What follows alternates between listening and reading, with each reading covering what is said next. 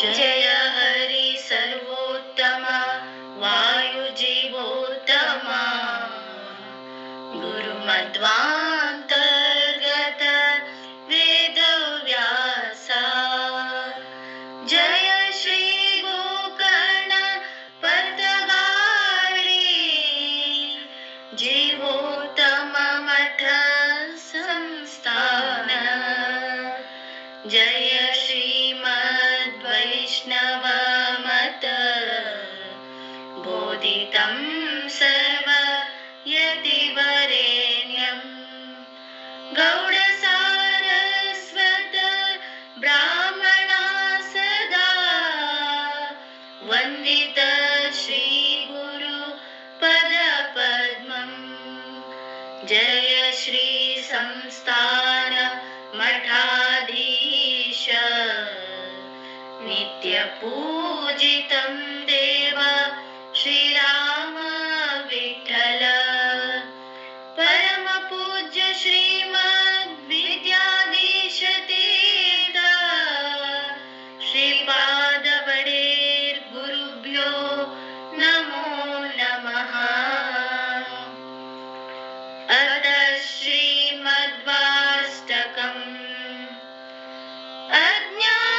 अज्ञाननाशाय सताञ्जनानां कृतावताराय वसुन्धरायां मध्वाभिधानाय महामहिम्ने हतारिसङ्गाय नमो निलाय येन स्वसिद्धान्त सरोजमद्दा विकासितं गोविरलं विशुद्धै दुस्तर्कनिहार कुलं च भिन्नं तस्मै नमो मध्व दिवाकराय प्रपन्नताप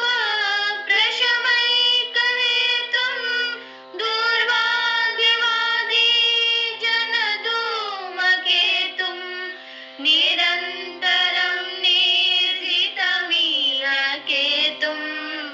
नमाम्यहं मध्व मुनिं प्रकाण्डं शान्तं महान्तं नतपातकान्तं दान्तं नितान्तं कलितागमान्तं स्वान्तं नयन्तं त्रिपुरारिकान्तं कान्तं श्रियो मध्व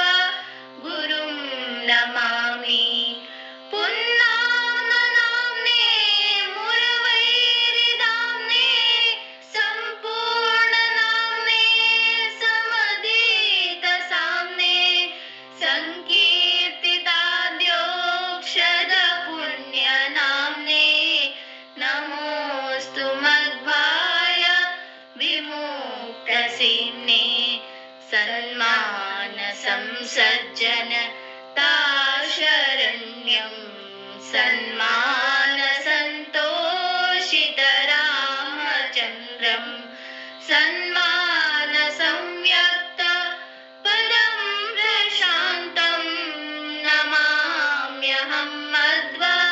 मुनिं प्रकाशम् संस्तूयमानाय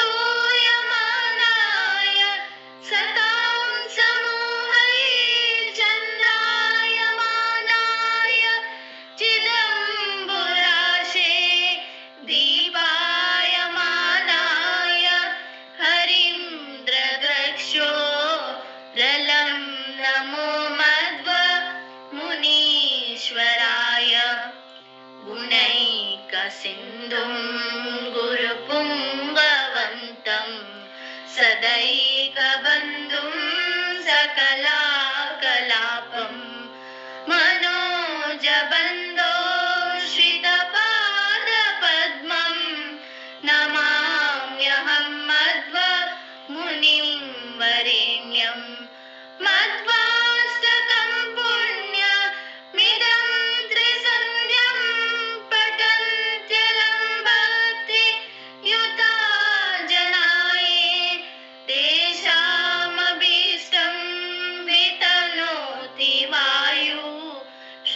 मध्वनामा